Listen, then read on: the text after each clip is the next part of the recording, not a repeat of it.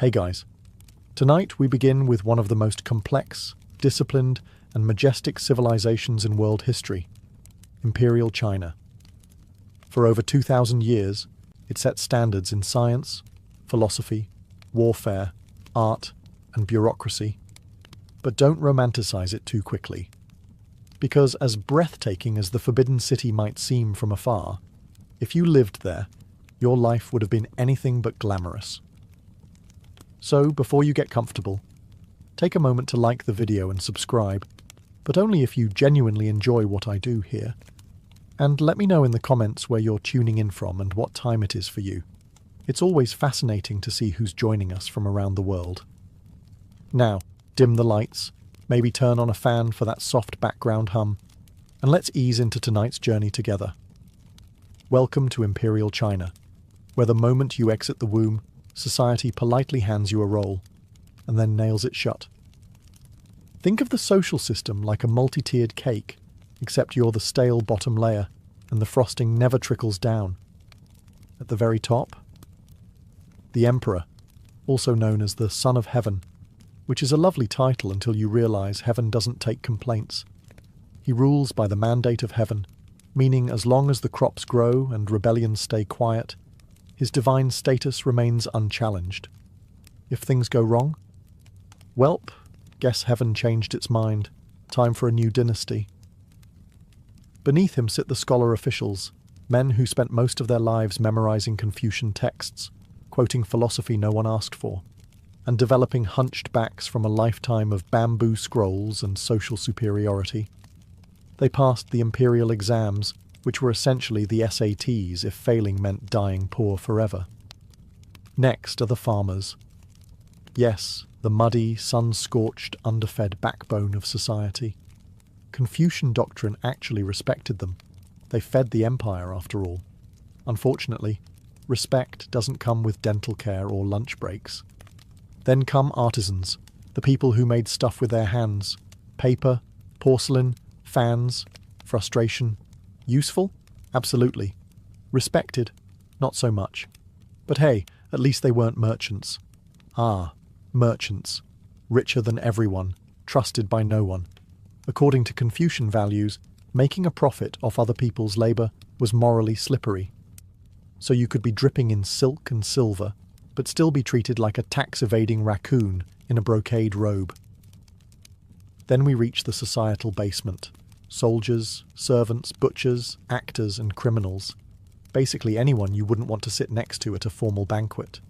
Oh, and monks? Somewhere in a grey area between holy man and why are you bald and barefoot in public. And finally, women. Not even on the pyramid. They were more like the gravel surrounding it. Born to obey their fathers, handed off to obey their husbands, and expected to produce sons who could someday obey more men. So if you were born in Imperial China and hoped to follow your dreams, society had one answer. That's adorable. Now get back to work. Your day in Imperial China starts bright and early, not because you're a morning person, but because the rooster is screaming and the village bell is clanging like it's trying to summon the afterlife. You open your eyes, stretch your limbs, and then immediately remember you're not allowed to just exist. First, you bow. Not to some abstract deity or noble ideal, to your dad. Then your mum. Then your grandpa. Possibly to your great-aunt if she's still breathing. This is filial piety, and it's not just encouraged, it's mandatory. Forget to bow? That's not being rude. That's inviting cosmic shame onto 7 generations of your bloodline. And you don't just bow once. You bow in stages. You bow when you wake up. You bow before eating. You bow when someone older than you coughs in your direction. If you're not bowing at least 6 times before breakfast, are you even Chinese? Now, say you accidentally speak out of turn during morning tea. Maybe you asked a question like, "Why do I have to wash Uncle's feet?" Well, congratulations. You've now committed unfilial conduct, which is one small notch above public arson in terms of social disgrace. Better start rehearsing your apology, with 3 full kowtows and an optional forehead-to-floor touch. And yes, the furniture is judging you too. Most households didn't have chairs unless they were rich. So you're kneeling on woven mats, trying not to collapse while your elders launch into 45-minute monologues about respect, discipline, and how the world went downhill ever since the last dynasty. Let's not forget the Confucian hierarchy chart, the spiritual PowerPoint slide that dictates who gets to talk, sit, or breathe first. Age beats youth. Men outrank women. Fathers outrank everyone. Even among siblings, older ones can talk over you. If you're the youngest, just nod, smile, and hope you're not blamed for something someone else did. There is no good morning in Imperial China. There is only a series of respectful rituals and a quiet prayer that today you won't accidentally offend someone and get disowned. You've bowed approximately 47 times before 7 a.m. Congratulations, you've survived the opening ceremony of the day. Now it's time for breakfast, the most important meal of the day, to remind you that life is suffering. So what's on the menu? Let's see. A steaming bowl of rice gruel, also known as congee, which is a generous way of saying hot, wet nothing. It's made by boiling rice in water until the rice gives up and becomes soup. If you're lucky, it has a little salt. If you're really lucky, a stray sliver of pickled vegetable floats by like a rare koi. If your family is on the poorer end of the spectrum, and let's face it, you are, that bowl of congee is about as exciting as your social prospects. You eat it quietly, respectfully, and under the silent judgment of at least one grandparent who remembers when even gruel was a luxury. Meat? Don't even ask. That's for festivals, weddings, and imperial officials who haven't visited a rice paddy since the Han Dynasty. Eggs are possible, but they're usually preserved in salt or ash until they resemble fossilized sadness. If someone brings out pork belly, you immediately check for visiting relatives or divine intervention. Tea is served, of course, not for relaxation, but because plain water is suspect. Tea, at least, has been boiled, and thus statistically less likely to kill you. You sip it slowly, even though your stomach is still wondering when the meal actually started. Meanwhile, you eat in silence. Meals are not for chatter. You don't discuss dreams, goals, or how you cried last night thinking about the Imperial exam. You eat facing the ancestral shrine, silently thankful for your ancestors, even if they left you a thatched roof, chronic anemia, and impossible family expectations. The bowls are rough ceramic. The spoons are made of wood. There is no napkin. You wipe your mouth with your sleeve, if it's clean enough, and get ready to start working off the meal you barely consumed. And as you rise, your father nods once. Eat quickly. Heaven favours the diligent. Which roughly translates to, get back to work. We've got dynasties to maintain. You've finished your bowl of existential porridge, and now it's time to get dressed. Not to impress, but to not get fined, flogged, or mistaken for a social class above your station. Because in Imperial China, what you wear isn't about self-expression. It's about survival. Let's start with fabric hierarchy. Are you a farmer? Hemp. Coarse, itchy, scratchy hemp, the medieval equivalent of wearing a potato sack dipped in disappointment. Are you a noble? Silk. Glorious, shimmering silk that flows like poetry and whispers, tax the peasants more. And guess what? If you're caught wearing the wrong fabric, you're not just unfashionable, you're committing a crime. Clothing wasn't just a matter of comfort, it was law. The government had detailed regulations on sleeve width, hat shape, belt ornaments, and even colour. Yellow, for instance, was reserved exclusively for the emperor. Wear yellow as a commoner, and you're not starting a fashion trend, you're starting your own execution. Let's talk footwear. Cloth shoes for peasants, embroidered silk slippers for the elite. Practicality? Optional. Comfort? Unlikely. You didn't dress for the weather, you dressed for the dynasty, and now, the feet. Specifically, foot binding, the aesthetic equivalent of turning your toes into a curled-up secret. If you were a high-born girl, your feet were broken, folded under, and bound tightly from the age of 5. Why? Because tiny deformed feet, called lotus feet, were considered beautiful. A woman's worth was literally measured by how effectively she could hobble across a room without falling. It wasn't just painful, it was permanent, foot-binding crippled generations of women, turning walking into an act of art and agony. But don't worry. At least you got to wear embroidered shoes no one ever saw, because walking far wasn't really an option anymore. Even men didn't escape wardrobe misery. Bureaucrats wore heavy layered robes year-round, even in summer, because status always outranked sweat. Some outfits even had winged hat flaps, designed to keep officials from whispering to each other during court. So yes, Imperial Chinese fashion was elegant, symbolic, and deeply political. But it also chafed, pinched, overheated, or outright shattered your bones. Beauty is pain, they say. But here, pain was mandatory, and beauty was a government-approved dress code. You're now properly dressed in your socially acceptable potato fibre tunic. Great. Time to head out and earn your daily calories, assuming the land, weather, and taxes allow it. Let's be honest. In Imperial China, work wasn't a calling.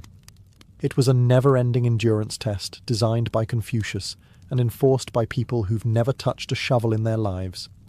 If you're a farmer, and statistically, you are, you'll spend your entire life bent over a rice paddy. Not in a poetic, cinematic way. No, this is literal back-breaking labour.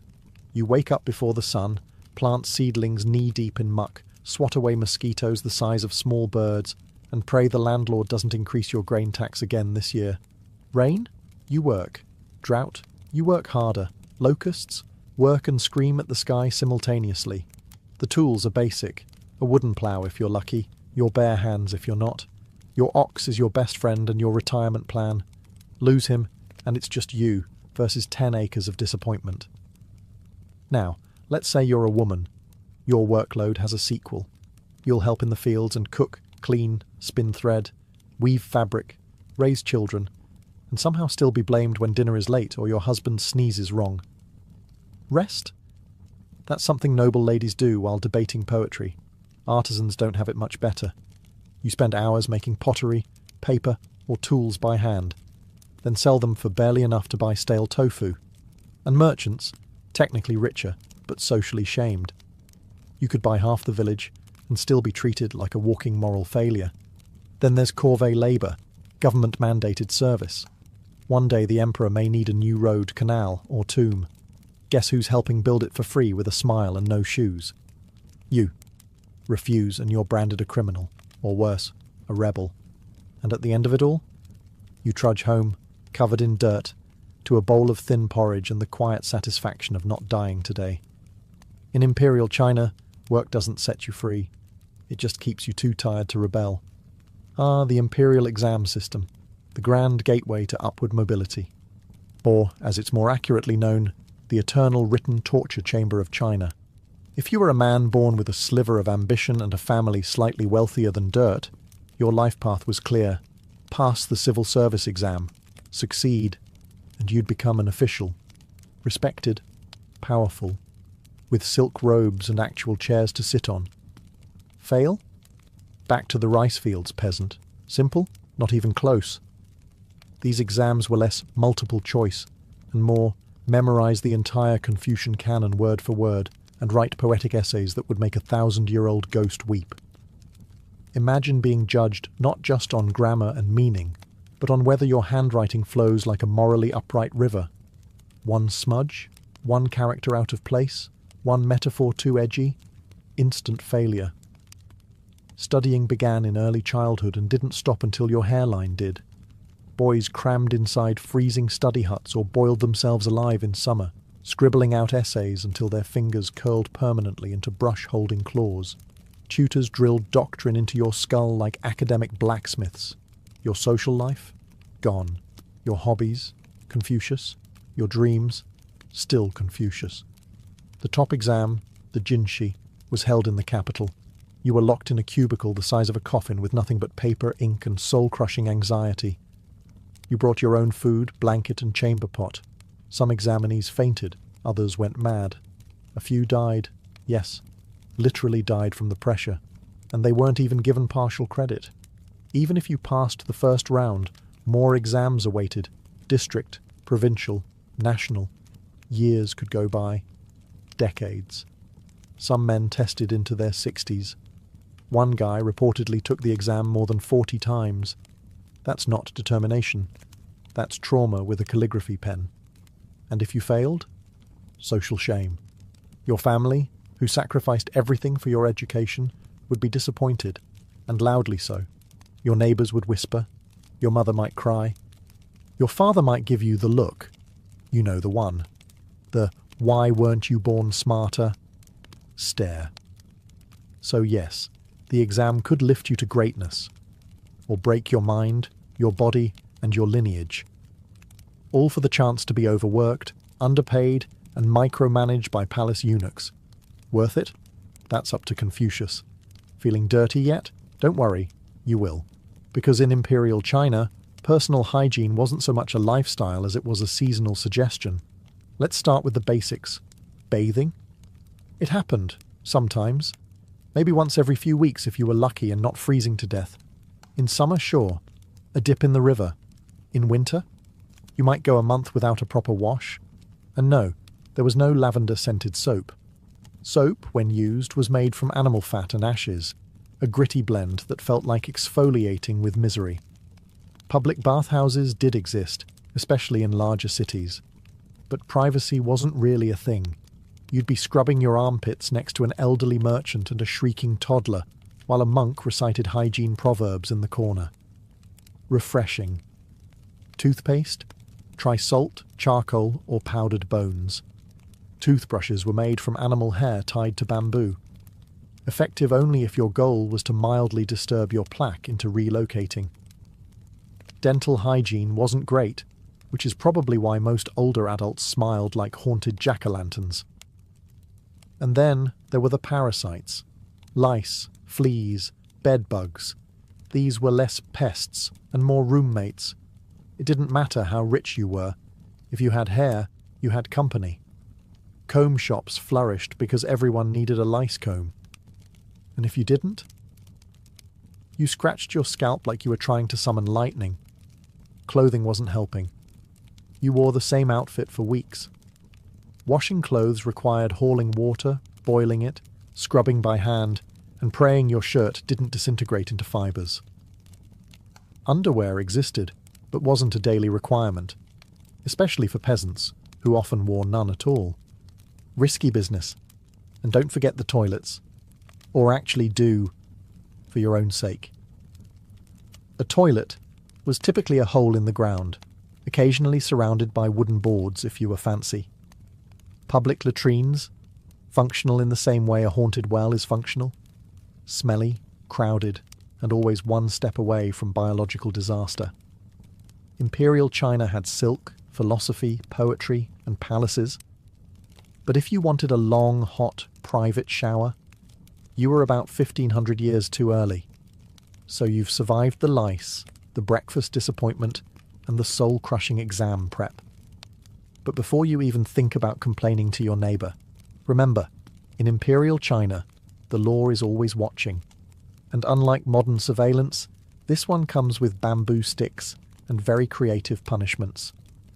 Let's begin with the legal code. Imperial dynasties, particularly during the Tang and Qing periods, were known for having exhaustively detailed laws. There were laws about taxes, hairstyles, hat shapes, how to grieve properly, and how long you were allowed to mourn your in-laws. Accidentally wear the wrong colour on the wrong festival day? Technically criminal. And yes, they kept receipts. Official bamboo strip records, inked and filed by overworked scribes who probably hated their job. Punishment wasn't subtle. Forget modern courtrooms and community service. Imperial justice believed in education through suffering. For minor offences, you might get flogged with a bamboo rod. Fun fact, the court even had different sizes of sticks depending on the crime. Light insult, small stick, stole a chicken, bigger stick. Failed to bow deeply enough to a magistrate's horse? Surprise stick combo? For more serious crimes, things escalated quickly. You could be branded, tattooed on the face with your crime, sent into exile, or, if you really upset someone important, executed in public, slowly. Torture wasn't an exception, it was procedure. If you were accused of something, the court would often help encourage your confession with thumbscrews, kneeling on spiked boards, or long hours in a stress position while being shouted at by a man with a scroll and no sense of humour. And here's the best part. You didn't even have to be guilty, just suspicious, inconvenient, or politically unlucky. Even your family could be held accountable. The law loved collective punishment. If your cousin said something seditious during a rice wine binge, you might wake up to find your house under investigation, because guilt, apparently, was hereditary.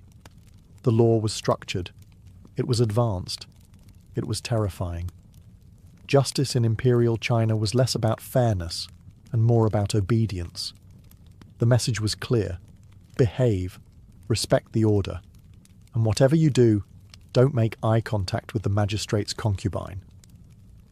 Welcome to the Imperial justice system's favourite hobby, torture, not as a punishment, but as a handy pre-trial icebreaker. Let's say someone accuses you of stealing a chicken, disrespecting your father, or, heaven forbid, expressing a controversial opinion about the emperor's poetry.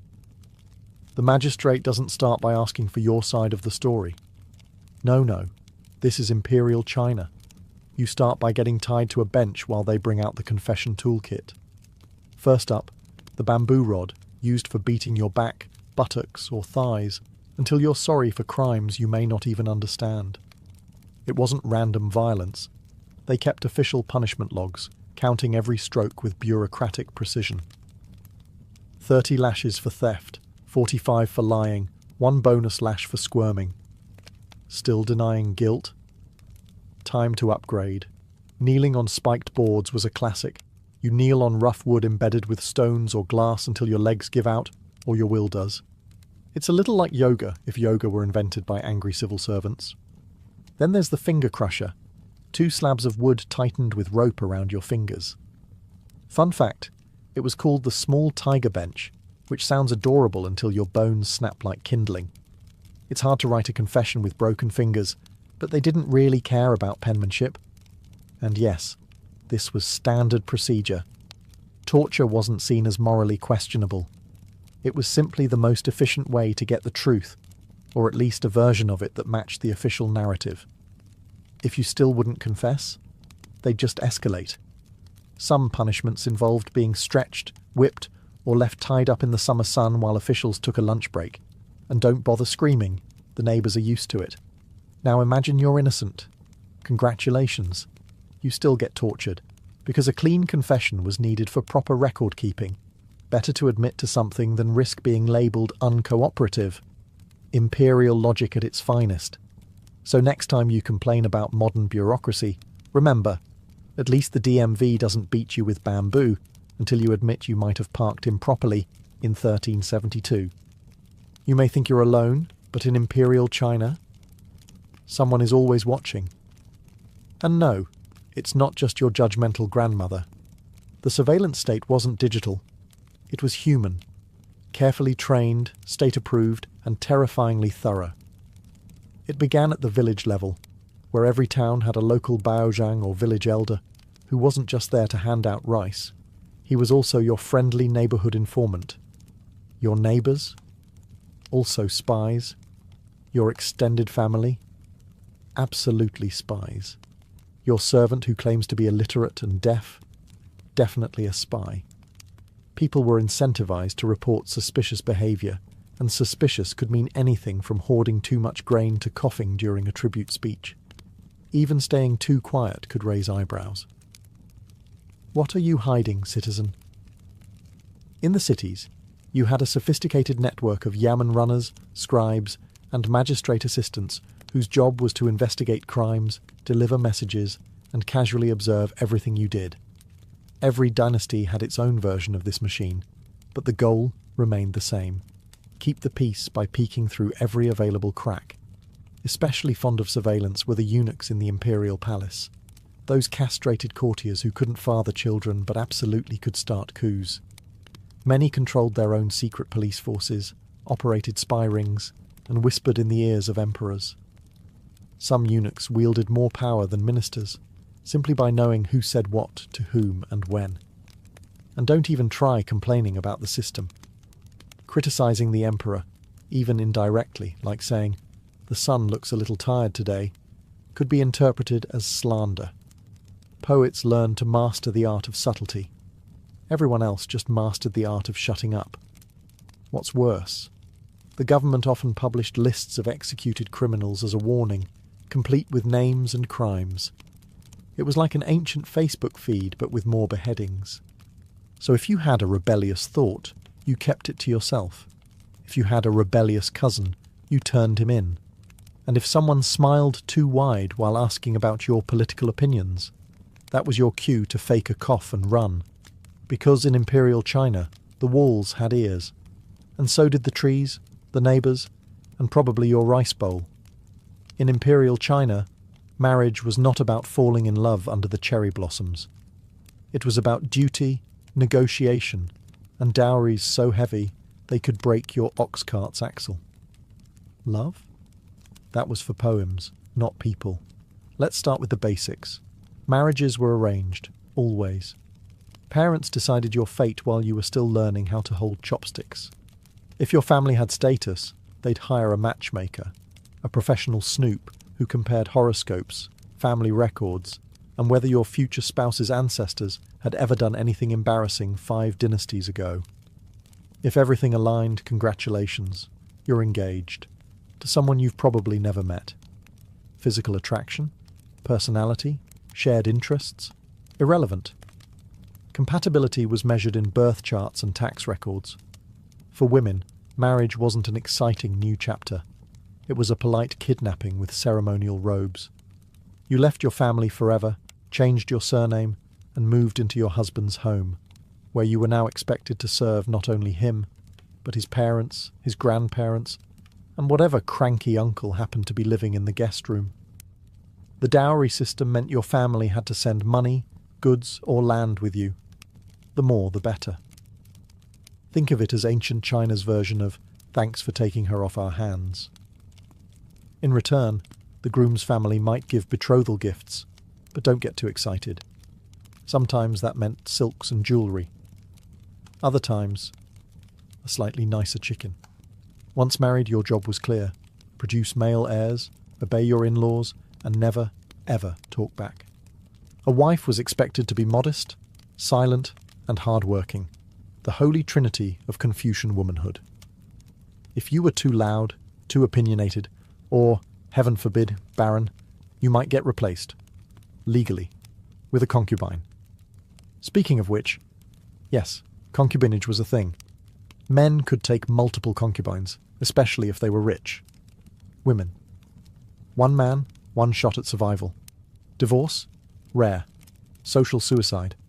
The only acceptable grounds were 7 outs, including jealousy, disease, or excessive gossip. So if your tea-drinking habits annoyed your husband enough, he could legally dump you. Nice. In short, marriage in Imperial China was less happily ever after, and more try not to get exiled for serving cold noodles. So, you're thinking of rebelling. Maybe you're tired of back-breaking labour, endless bowing, or that smug magistrate who taxed your rice and your dignity in the same afternoon. Bold move. Unfortunately, in Imperial China, rebellion didn't make you a hero. It made you a very short-lived headline. Let's start with the fantasy. You gather a ragtag band of peasants, burn your landlord's tax ledgers, and proclaim a glorious new era of justice. The problem? The Imperial army arrives 3 days later with horses, crossbows, and no sense of humour. You see, the emperors weren't just bureaucrats in gold hats. They were obsessed with stability. Confucian ideology taught that rebellion meant disorder, and disorder meant the universe was out of whack. That made you not just a criminal, but a cosmic threat. And the punishment for cosmic threats? Dramatic. You'd be captured, paraded, tortured, and often executed in a way specifically designed to discourage creative thinking. Public beheadings were popular, so was quartering. One emperor preferred slow slicing, a charming method where you were cut repeatedly until your paperwork and your torso were complete. And it didn't stop with you. The imperial government loved a good collective punishment. Your family, your neighbours, even that one guy who once lent you a hoe, they were all fair game. The logic was simple. If we erase your entire village, no one will rebel again. Effective, terrifying. Still, rebellions did happen. From the Yellow Turban Rebellion to the White Lotus Uprising, desperate people occasionally rose up. And while some sparked chaos, most were brutally crushed. The survivors were either enslaved, silenced, or drafted into public works projects they wouldn't survive long enough to finish. Even talking about rebellion was dangerous. Writing a sassy poem that hinted at discontent? Boom. Arrested. Confess under bamboo interrogation. If you're lucky, you get exiled to the outer provinces to think about your actions. Somewhere cold, rocky, and strategically flea-infested. So yes, rebellion sounded romantic, the stuff of dramas and legends. But in reality, you were more likely to become a cautionary tale carved onto a public plaque. Want to change the system? Best to keep your head down, literally. So maybe you thought, if I can't make it as a peasant, maybe I'll rise through the ranks, ace the exams, and live a comfortable life as a government official. Adorable. Welcome to court life in Imperial China, where yes, the tea is hot, the robes are silk, and the palace floors are polished to a divine shine. But so are the knives hiding behind everyone's backs. Let's begin with the Forbidden City, the Emperor's heavily guarded wonderland. Inside, everyone is smiling and plotting. Eunuchs, ministers, concubines, scholar officials, all locked in a constant game of polite treachery. The only thing more cutthroat than court life was actual throat-cutting, which also happened. A lot. If you were an official, your every move was watched. Not just by spies, but by rivals waiting for you to mess up. File a report with the wrong character? Treason. Mispronounce the Emperor's name during a reading? Treason. Hesitate before kneeling? Treason adjacent at the very least. And let's talk about eunuchs, castrated palace servants who wielded disproportionate power. Many started humbly, rose swiftly, and became gatekeepers to the Emperor's inner world. Upset a eunuch? You might find your promotion mysteriously delayed, or your name added to a secret, accidental disappearance list. Meanwhile, the imperial harem wasn't a romantic fantasy. It was a high-stakes political battlefield. Concubines vied for favour, sabotaged rivals, and hoped to birth a prince, preferably one who didn't get poisoned before age 5. The Empress might technically be in charge, but good luck controlling 30 jealous women with nothing to do but scheme creatively. Even poetry was risky. Compose the wrong metaphor about wilting flowers or a crumbling wall, and someone might decide you're criticizing the Emperor. There were officials executed for writing poems about the weather, because the Emperor took the hint. And when the Emperor died... Oh, now the real fun began. Succession disputes, secret wills, mysterious deaths, unfortunate illnesses. Half the court usually didn't survive the transition. So no, court life wasn't safer. It was just death in a silk wrapper. Your robe might be red, but so was the floor beneath it. You've made it this far. Bowed, bled, memorized 400 Confucian sayings, and dodged at least 3 types of death. But here's the grand truth about life in Imperial China. You were a statistic, a head count, a line item on a dusty tax ledger. To the Empire, you were not a person with hopes and dreams. You were a grain of rice, small, anonymous, easily crushed, and ideally harvested for labour or revenue. The state didn't care if you had ambition, talent, or inner beauty. It cared if your family paid its taxes on time and produced able-bodied sons to draft into the next border defence project. From the Emperor's viewpoint, You were one speck among hundreds of millions, and not even a glamorous speck. You weren't the golden imperial seal or a sacred relic. You were a moving part in a rice-producing, silk-spinning, canal-digging machine built to sustain dynastic continuity. Your birth was recorded not for celebration, but for future tax extraction. Your death was noted mostly so your family wouldn't keep trying to claim your rations. And in between, your life's purpose was to not cause problems. Stay in line, fulfill your role, and try not to starve during a drought. Individualism? Cute idea. It didn't exist. You didn't follow your passion. You followed your father, your master, or your assigned bureaucratic rank. The idea of being unique, of standing out, was as threatening to the state as a crop blight or a Mongol invasion. Harmony was everything.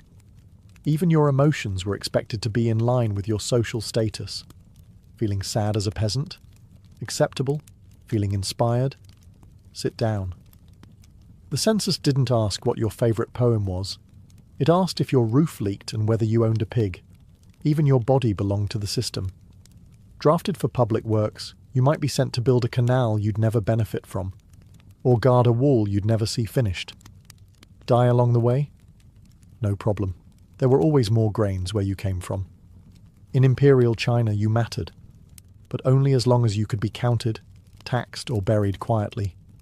So here we are, 15 chapters deep. And if you've been paying attention, one thing is clear. Imperial China was magnificent, and magnificently merciless. Yes, this civilization gave the world some of its most profound inventions. Gunpowder, paper, the compass, printing, bureaucracy that actually worked, mostly. The Great Wall snaked across mountains, the Forbidden City stood like a jewel of imperial will, and poetry flowed like the Yellow River. Beautiful, endless, and often fatal if interpreted incorrectly. The legacy? Unmatched. The reality? Backbreaking, hierarchical, and constantly one bad rice harvest away from collapse.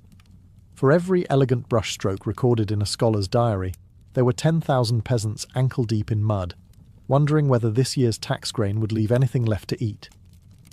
For every emperor buried beneath a mountain of jade and gold, there were hundreds of labourers buried beneath the same mountain because they were inconvenient witnesses. The brilliance of Imperial China didn't come cheap. It was paid for in childhoods, lost to exam study, backs bent from fieldwork, and lives cut short by law, famine, or conscription. The system worked, brilliantly, for the top few. For everyone else, it worked them until they collapsed. And the worst part? Most of them accepted it. Not because they loved oppression, but because the system had convinced them it was the natural order of things. That heaven had appointed their emperor. That filial piety, obedience and silence were virtues. That suffering quietly was a form of virtue. That legacy, the duality of splendour and suffering, is what still echoes today. When people look back at Imperial China, they often see the calligraphy, the architecture, the philosophical quotes carved into stone. They don't always see the concubine poisoned in the harem, the starving mother selling her comb for rice, or the scholar who failed the exam for the 7th time and simply disappeared. So no, you wouldn't last a day in Imperial China. Not because you're soft, but because that world wasn't built for survival. It was built for endurance, tradition, and control. And yet, through it all, the empire endured. The people endured. But only a few of their stories were ever told. In the spring of 1846, the Great Westward Migration was in full swing. The Oregon Trail pulsed with life, oxen trudging, wagon wheels creaking, and families dreaming of new beginnings. Among these travellers was a group of roughly 30 people led by brothers George and Jacob Donner and businessman James F. Reed. They weren't fortune seekers or adventurers. They were farmers, craftsmen, mothers, and children chasing the promise of California's fertile valleys. Their timing seemed perfect. The snows wouldn't fall for months, and the well-worn path west had carried thousands before them. But the Donner Party, later numbering 87 people, made one critical error that would set them on a path toward tragedy. They chose to take a shortcut. This so-called shortcut was the Hastings Cut-Off, an untested route promoted by Lansford Hastings, an opportunist who had never even travelled it himself with a wagon. It promised to shave weeks off the journey by cutting through Utah's Wasatch Mountains and the Great Salt Lake Desert. Hastings had sent guides ahead to leave letters encouraging emigrants to take his new route. The Donner Party, trusting those letters, left the traditional trail and followed his suggestion. At first, spirits remained high. The group included children, elderly parents, and entire families who sang hymns at night and held tight to hope. But trouble began quickly. The Wasatch Mountains were far more treacherous than Hastings claimed. The wagons had to be dismantled, hauled piece by piece, and reassembled. Progress slowed to a crawl. Tempers flared, supplies dwindled. Then came the desert. The Great Salt Lake Desert was a brutal, shimmering hell. Hastings had said it would take 2 days to cross. It took 5. Water barrels ran dry. Animals collapsed. Oxen went mad. Entire wagons were abandoned in the alkaline dust. They had already lost precious time, and winter was no longer far behind them. By the time they rejoined the main trail, they had lost weeks. Other wagon trains were already over the Sierra Nevada. The Donner Party, exhausted and behind schedule, pushed onward, unaware that the most harrowing part of their journey still lay ahead. The dream of California was still in their minds, but the mountains didn't care about dreams. And soon, neither would starvation. By late October 1846, the Donner Party finally reached the eastern base of the Sierra Nevada mountains. It was supposed to be the last great obstacle before descending into California's promised lands. But the mountains weren't just high, they were merciless, and winter was arriving early. The party was now fractured. Some families had forged ahead, while others, including the Donners and the Reeds, lagged behind, slowed by broken wagons, injured oxen, and sheer exhaustion. Snow began to fall, light at first, then relentless. Within days, the passes became impassable. They were trapped. They camped at Truckee Lake, what's now called Donner Lake, and others stopped further back at Alder Creek. Makeshift cabins were built from pine logs and wagon parts. They slaughtered their remaining animals. Hides were turned into crude tents. The snow kept falling. Over 6 feet, then 10. The hunger came quickly. Rations were reduced. The livestock was gone. They boiled strips of rawhide and gnawed on leather belts. One child tried to eat a blanket. Another chewed on a piece of bark until their gums bled. Every morning brought another cold body. Death moved slowly, politely, then cruelly. Inside those cabins, there was no warmth, just smoke, hunger, and silence. Mothers tried to comfort starving children. Fathers stared out into the endless snow, calculating how far they might get on foot. Arguments broke out. Hope thinned like the mountain air. On November 12th, a blizzard sealed their fate. Snow piled up to the roofs. Trees snapped under the weight. Any thought of escape was buried under white silence. The pass was closed. And the dream of California was gone, replaced by a desperate, singular thought: survival.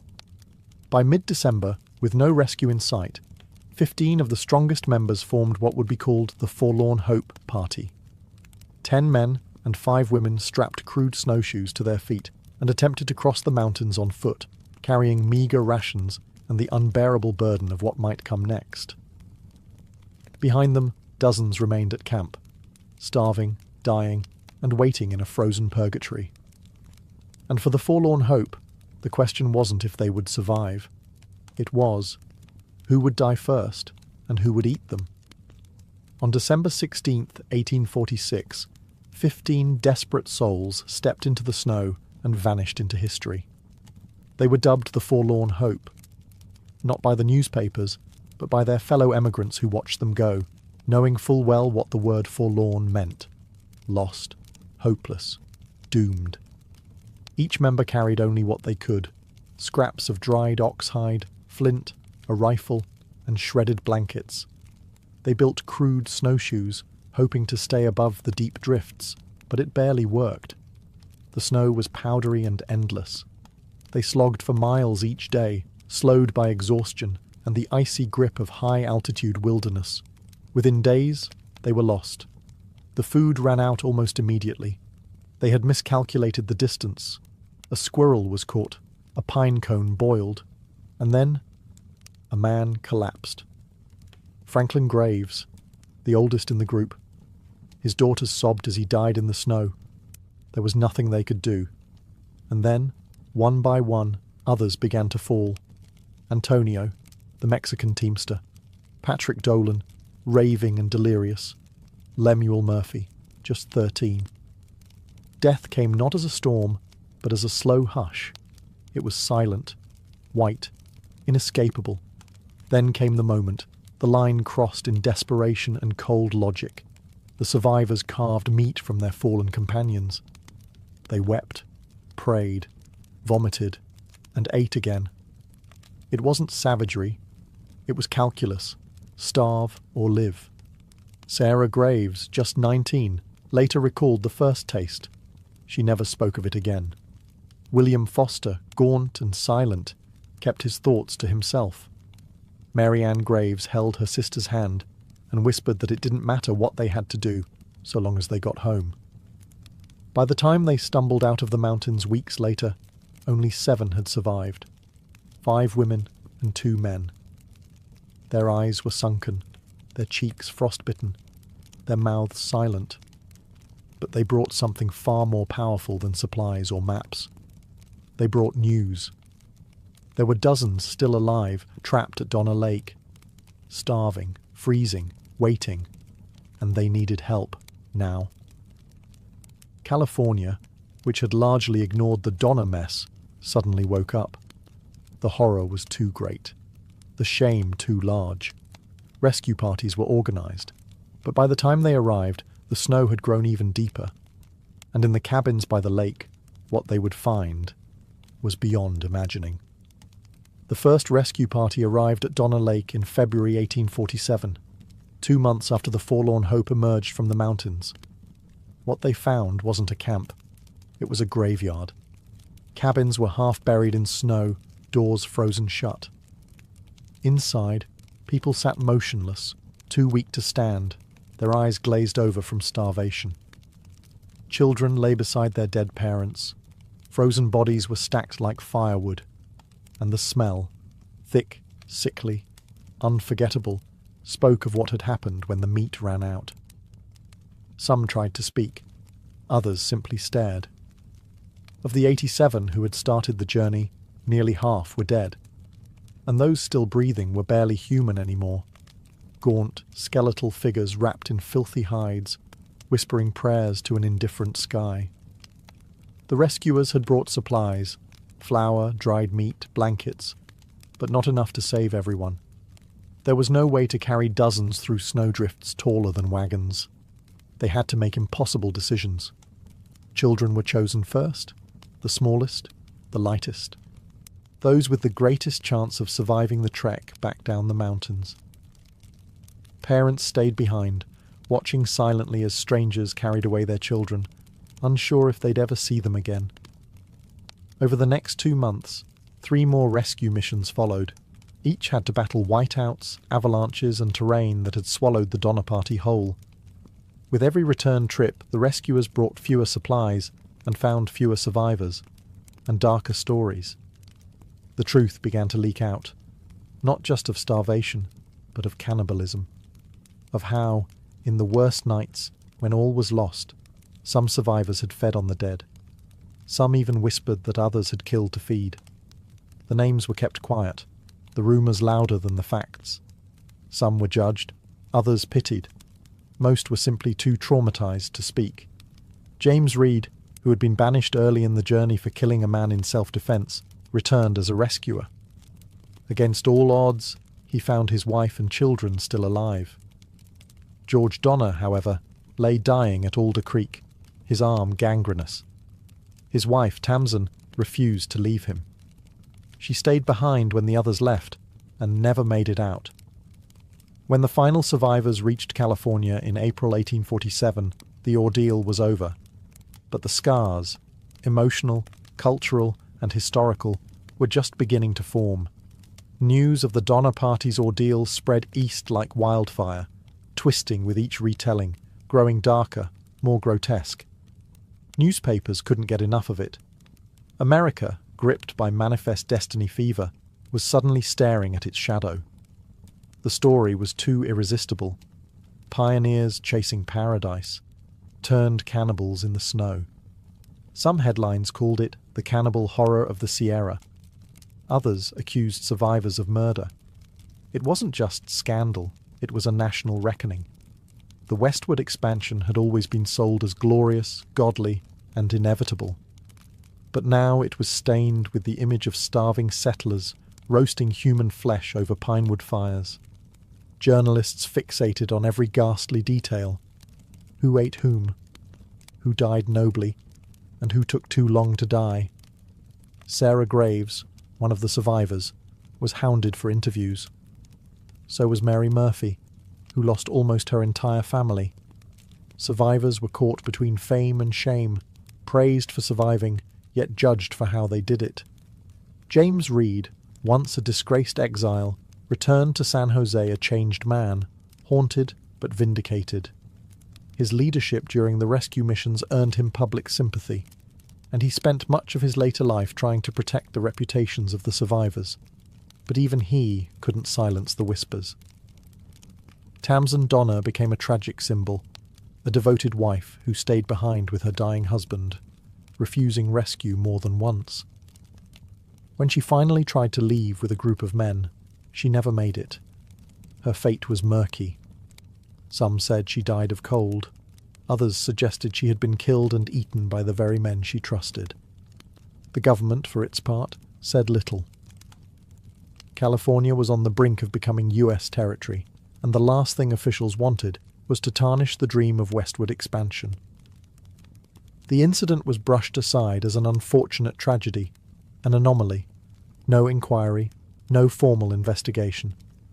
And yet, in every parlour and saloon, people talked about the Donners. The name itself became a cautionary tale. Children were warned, don't take shortcuts, don't stray from the trail, or you might end up like them. But beneath the horror, something more complex lingered. Questions about survival, morality, and just how thin the veneer of civilization really is when the snow won't stop falling. For those who lived through the Sierra nightmare, the journey didn't end when the snow melted. Survival came at a price, etched into bone and memory. The survivors emerged from the mountains, but they never truly left them behind. Many were children. They returned to civilization as walking ghosts, quiet, underfed, wide-eyed. Some, like Virginia Reed, just 13 at the time, would go on to live long lives. She eventually married, had children, and even published letters recounting her ordeal. But beneath her composed surface lay trauma that pulsed like an old wound. Others fared worse. Mary Murphy, after losing her entire family, married young and died within a few years. Louis Kesselberg, a German immigrant who had been among the last rescued, was branded forever by rumours that he had not only consumed the dead, but murdered them to do so. He sued a newspaper for libel and won $1 in damages. It didn't matter. The stain never left him. Some survivors tried to disappear. They changed their names, moved far from California, or refused to speak about what happened. Others couldn't stop talking, haunted not just by what they'd done, but by what they'd seen others do. It wasn't just the cannibalism. It was the slow unravelling of humanity, watching friends wither into skeletons, hearing the silent weeping of mothers who could no longer feed their children, choosing who to save when rescue came, because there was never room for all. Communities, too, reacted differently. Some treated the survivors with pity and respect, acknowledging their suffering as heroic endurance. Others whispered and gossiped, eager to distance themselves from what had become a living nightmare etched into the American frontier myth. James Reed, to his credit, rebuilt his reputation. He served in the Mexican-American War, prospered in San Jose, and lived to an old age. But even he admitted in letters that the images of the dead, the sounds of the camp, stayed with him. Always. No one who survived the Donner Party returned unchanged. Whether they were 8 or 80, they had stared into the void of desperation and made choices most people pray they'll never face. And in that silence between hunger and horror, they left behind a truth few wanted to admit. Survival is not always clean. It is not always noble. Sometimes, it simply means living with what you had to become. The Sierra Nevada never forgot the Donners. The lake, where many of them waited out the blizzards, where they died, starved, and fed, is now known as Donner Lake, a postcard of natural beauty with a name that hums with unease. Over time, the landscape became part of the legend. Tourists came to see the site where the cabins once stood, to walk the snowy trails where the forlorn hope had trudged, to gaze at the mountains that had refused to let the pioneers pass. Locals told stories. Some whispered that the place was cursed, that the trees still remembered, that the winds carried voices. In 1918, a granite monument was erected near the lake. On top stands a solemn pioneer family, father, mother, and child, facing westward, ever hopeful. The pedestal beneath them is 22 feet tall, marking the height of the snow that winter. It's a monument to endurance, to tragedy, to the thin line between civilization and survival. But even in stone, the story remains uneasy. The monument says nothing of cannibalism, nothing of the quiet desperation, the betrayals, or the dead who were consumed to keep others alive. It's a sanitized memory, one designed for public comfort, not historical truth. Every year, school children visit the site. They hear the basic version: pioneers, trapped, survived. Maybe a mention of starvation. Rarely the rest. It's easier to honor grit than to stare into the face of what survival cost. Still, the mountains remember. The paths they took are still there, buried under ski resorts and hiking trails. The spot where Tamsin Donner stayed behind with her dying husband. Now a picnic area. The frozen cabin where children wept in silence, replaced by interpretive plaques. And yet, the air feels heavy, as if the ground still holds the memory of boots crunching over snow, of mothers rocking dead infants, of strangers sharing meat with trembling hands and averted eyes. Nature doesn't care. It offers no apologies. But the story persists, not just because it's horrifying, but because it's human.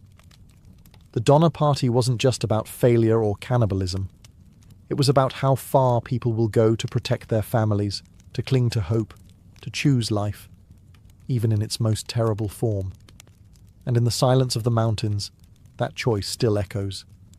In the decades that followed, the story of the Donner Party evolved, warped by memory, distorted by gossip, and reshaped by the needs of a nation addicted to drama. The facts were gruesome enough, but that didn't stop storytellers from making them worse. Or in some cases, more heroic. Some survivors were romanticized, cast as tragic pioneers who had faced hell and returned with scars. Others, like Louis Keseberg, became villains in the public imagination.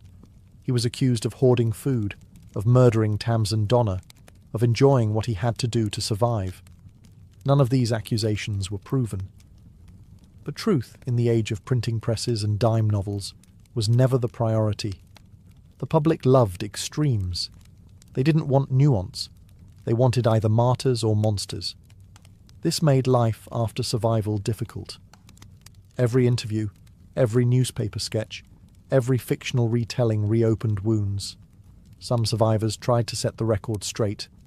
Virginia Reed, years later, published her own account. She begged future pioneers to avoid shortcuts and listen to those with experience. Others stayed silent, worn down by the weight of their memories. and the world's fascination with them. By the late 19th century, the Donner Party had become folklore. Campfire stories told in hushed tones, a cautionary tale taught to schoolchildren, a metaphor for poor planning, for hubris, for what happens when people trust the wrong advice. The Hastings cutoff became infamous, a synonym for fatal shortcuts. And over time, the true horror of the story, the cannibalism, was used to mask the deeper tragedy, that the entire ordeal could have been prevented. That bad leadership, arrogant promises, and systemic inexperience killed more people than snow ever did. Yet there's something uniquely American in how the tale persisted.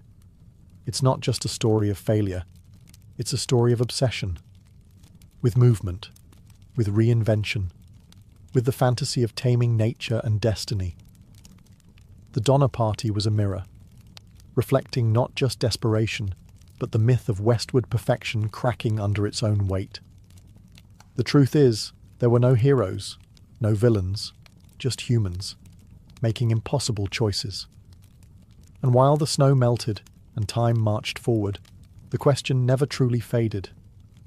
What would you have done? Today, the Donner Party stands as more than a footnote in American history. It's a symbol, distorted, debated, and deeply uncomfortable. Unlike other tales of pioneering grit, this one refuses to sit neatly in the gallery of noble westward expansion. It's a story that still bites. We remember the cannibalism, yes, but that was only the final act. The real legacy lies in everything that led to it.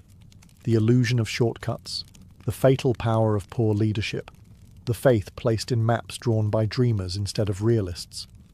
The Donner Party exposed the fragility of the American dream when tested against the harsh indifference of nature. And yet, in that collapse, we also find something else: endurance. The survivors didn't just make it down from the mountains. They rebuilt, married, had children. Some stayed in California, others moved away to escape the whispers. A few even became quietly prosperous. Their lives weren't defined by what they had done to survive, but by the choice to keep living after it. But the cost of that survival is eternal. The site at Donner Lake still stands, preserved and somber. Visitors walk through pine trees and melting snow, reading plaques about hunger and courage. Tour guides speak in quiet tones.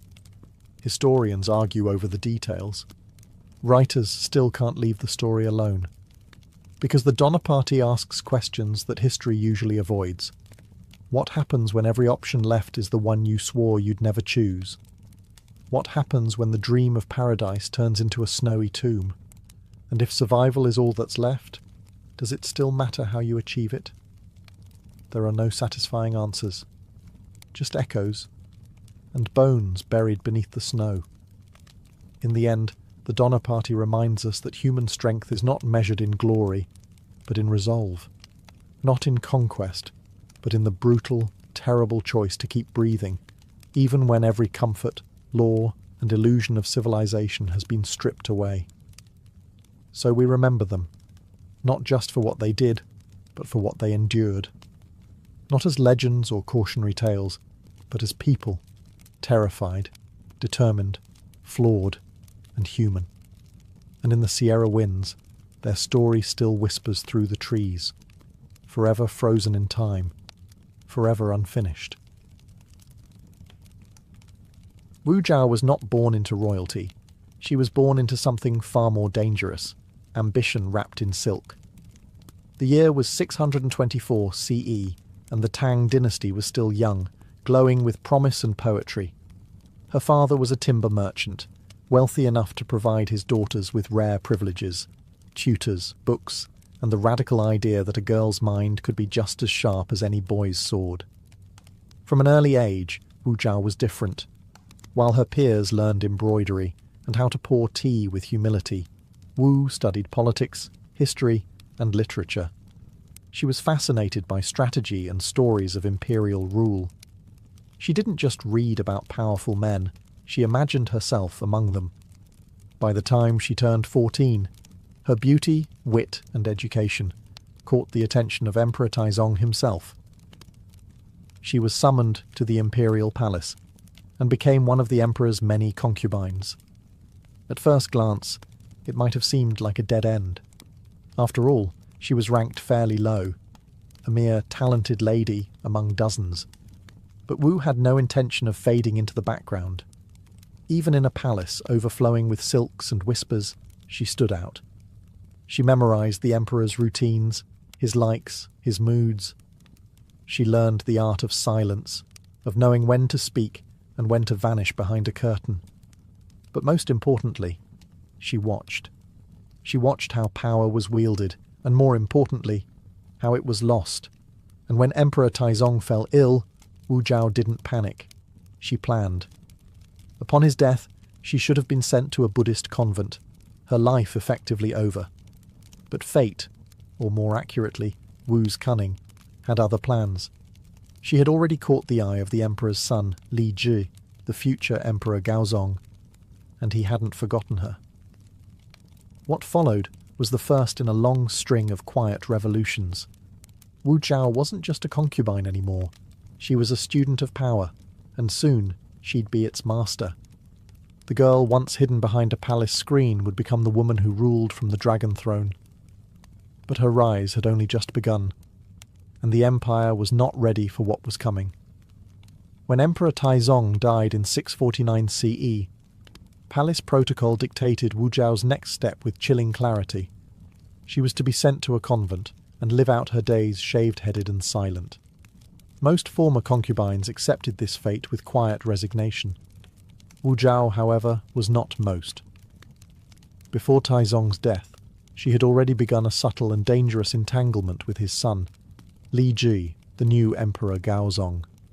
Whether it was genuine affection or ruthless calculation, their bond survived the transition of power. And so, barely a year after entering the convent, Wu Zhao returned, not as a cast-off widow, but as the emperor's secret consort. The Empress Wang, Gaozong's wife, had ironically orchestrated Wu's return. Hoping to distract the emperor from another rival concubine, she invited Wu Zhao back into the palace. She might as well have handed her the keys to the empire. Wu Zhao played her new role with chilling grace. She bore the emperor sons, an advantage no rival could match. But she didn't just give him heirs. She gave him ideas. It wasn't long before she became his closest advisor, whispering thoughts that slowly rewrote the gears of state policy and court etiquette. Some said the emperor was in love. Others whispered he was bewitched. Either way, she was now indispensable. Then came the blood. The rivalry with Empress Wang and another favoured concubine, Consort Xiao, escalated into quiet war. In 654 CE, tragedy struck, or was orchestrated. Wu Zhao's infant daughter died under suspicious circumstances. She accused Empress Wang of murder. What followed was swift and brutal. Wang and Xiao were deposed, imprisoned, and eventually mutilated. Empress Wang's limbs hacked off and her tongue removed. Her final cries, it was said, were like those of a pig being slaughtered. Wu Zhao was now empress. Officially. This wasn't a rise. It was a coup disguised as destiny. Wu Zhao had moved from concubine to empress not with armies, but with alliances, assassinations, and the steady erosion of her enemy's influence. She didn't just survive palace life, she bent it to her will. But she wasn't finished. Not even close. She had tasted power. Now she wanted the throne itself. Not beside the emperor, but above it. And for the first time in China's long and patriarchal history, that unthinkable dream would start to become reality. By the late 1660s, Empress Wu was no longer merely a consort who whispered advice from behind the screen. She had become the empire's silent puppeteer. Emperor Gaozong's health began to fail, his vision deteriorating, his strength waning. In his weakness, Wu Zhao found opportunity. She stepped forward as his proxy, issuing edicts in his name, presiding over court meetings, even reviewing memorials meant for the emperor's eyes only. Ministers knew the truth but dared not say it. China was now ruled by a woman. At first, Wu Zhao ruled cautiously. She supported Buddhism over the traditional Confucian order, using its doctrines to justify her presence in politics. After all, if the Buddha had once appeared as a woman, why couldn't a woman guide the empire? It was spiritual logic with political teeth. She restructured the bureaucracy, promoting officials based on merit rather than family name. This was revolutionary in a court dominated by aristocratic bloodlines. To her supporters, she was a reformer. To her enemies, she was a social arsonist, setting fire to centuries of tradition. Still, Wu played the long game. She never rushed the throne. Instead, she waited, removing rivals, gathering allies, and mastering the language of statecraft. She planted informants like seeds throughout the bureaucracy. She used the Imperial secret police like pruning shears. Any official who opposed her found themselves demoted, exiled, or executed, all while she remained outwardly dutiful to the emperor. In 683, Gaozong died. The natural order should have restored male rule. Their son, Zhongzong, ascended the throne. But when he showed signs of independence, daring to appoint his in-laws to important positions, Wu Zhao struck. She demoted him and installed another son, Ruizong, one easier to control. Behind the throne, she ruled absolutely as Empress Dowager and Regent. It was the perfect disguise for authority, a mother protecting the empire in her son's name. But soon, even the fiction of male rule began to chafe. Why hide any more? The ministers grumbled. The court scribes whispered. China has never had a female emperor, they warned. It would be unnatural. Wu Zhao listened. Then she quietly began to prepare a new name, a new dynasty, and a new chapter in history where the emperor wore a crown of phoenixes, not dragons. She wasn't content to rule from the shadows. She was ready to claim the light. In 690 CE, Wu Zhao finally cast aside the veil. No more proxies, no more sons sitting on the throne with her hand behind their backs. She declared the end of the Tang dynasty and announced the birth of a new regime, the Zhou dynasty, named after a golden age of ancient Chinese history, carefully chosen to evoke legitimacy and virtue. She was no longer Empress Dowager Wu. She was Huangdi Wu Zhao, China's first and only female emperor. The court was stunned. Some scholars recoiled in outrage, citing Confucian texts that spoke of women as obedient, modest, and confined to the inner chambers. But Wu Zhao had already rewritten the rules. She surrounded herself with loyal officials, promoted commoners who owed their rise to her, and crushed dissent before it had time to take root. To reinforce her mandate, she leaned heavily on Buddhism. Temples were built across the empire proclaiming her as the reincarnation of Maitreya, the future Buddha. One monk even discovered a scripture declaring that a woman would one day rule the world and bring universal peace. Conveniently, that woman was sitting on the throne. She had portraits painted of herself, seated on the throne with calm authority, and inscriptions carved in stone that praised her as divine monarch. In a patriarchal society, it was nothing short of heresy. And yet, it worked. Wu Zhao governed with a mixture of steel and silk. She strengthened the civil service exam system, ensuring that bureaucrats were chosen by ability, not birthright. She implemented agricultural reforms, lowered burdens on farmers, and increased state revenue. Under her reign, the empire remained largely stable and prosperous. But her power came with a price. She relied on a secret police network that sniffed out dissent like incense smoke in a temple. Court intrigues intensified, critics disappeared, rumours of executions, forced suicides, and torture chambers circulated like dark incense behind palace walls. Even so, she ruled with an iron grace. She wore the dragon robe. She gave imperial audiences. She issued decrees under her own name. For 15 years, Wu Zhao wasn't just the most powerful woman in China. She was the most powerful person. She had climbed every rung of a ladder she was never meant to touch, and now she stood alone at the top. Ruling China as its only female emperor brought prestige, but it also made Wu Zhao the focal point of every grudge, fear, and wounded ego in the empire. She had rewritten tradition, defied Confucian order, and outmaneuvered generations of noblemen. And that meant one thing: everyone in silk was watching her, and waiting. The court seethed with quiet rebellion. Ministers who bowed by day conspired by candlelight at night. Even among her own children there was no safety. The sons she had once used as pawns began to resent her absolute control. They wanted power, but Wu had taught them too well how dangerous ambition could be. She trusted none of them.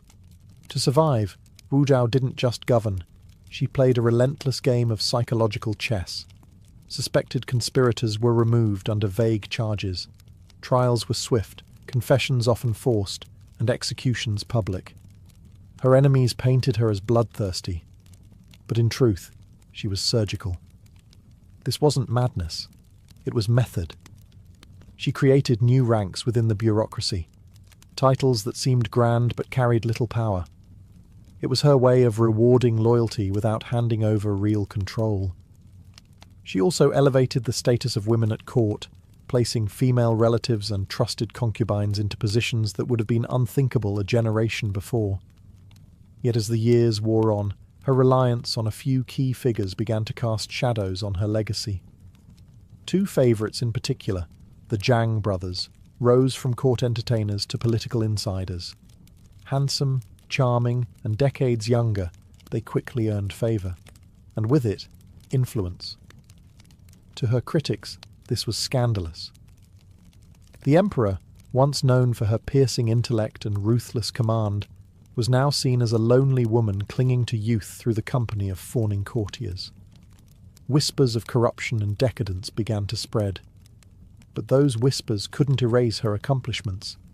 Under her rule, literacy expanded, civil service exams were reformed, and state infrastructure improved. She hadn't just ruled, she had governed, effectively. Still, her health began to decline. Her grip on power, though still firm, was weakening, and behind her, vultures circled, eager for a return to normal, to a throne once again ruled by a man. Wu Zhao knew the end was approaching. The only question now was, would it come by illness or betrayal? By the early 700s, Wu Zhao was in her 70s, an advanced age for anyone, let alone an emperor. Her body grew frail, her strength waned, and yet her mind remained sharp, ever alert to the shifting winds of court politics. She still ruled, but now from a reclining couch behind golden screens, hidden from view, and those closest to her began circling like wolves sensing weakness. Her reliance on the Zhang brothers, Zhang Yizhi and Zhang Changzong, became a source of ridicule and resentment. Once charming favourites, they were now viewed as corrupt sycophants who manipulated imperial decisions for their own gain. Ministers who had long tolerated their presence began to plot. In 705 CE, the palace finally snapped. A group of senior officials and generals launched a swift coup. It wasn't bloody. It didn't need to be. The empress was surrounded, her allies captured, and the Zhang brothers were summarily executed, their heads displayed to the court as a signal. The phoenix's wings had been clipped. Faced with overwhelming pressure and deteriorating health, Wu Zhao had no choice but to abdicate. She was forced to step down and restore her son, Zhongzong, to the throne, the same son she had previously removed for daring to think independently. She retreated into retirement, her once vast court reduced to a small entourage. And yet, even in abdication, she retained her title as emperor and continued to exert some influence behind closed doors. China may have changed the name on its throne, but the echo of Wu Zhao's reign still lingered in every policy, every law, every shaken official, afraid of another woman with ideas. She died later that same year. No grand tomb inscription, no flowery epitaph. Her name was quietly removed from official histories. The Tang dynasty erased her as thoroughly as they could, as if her reign had been a bad dream they preferred not to discuss.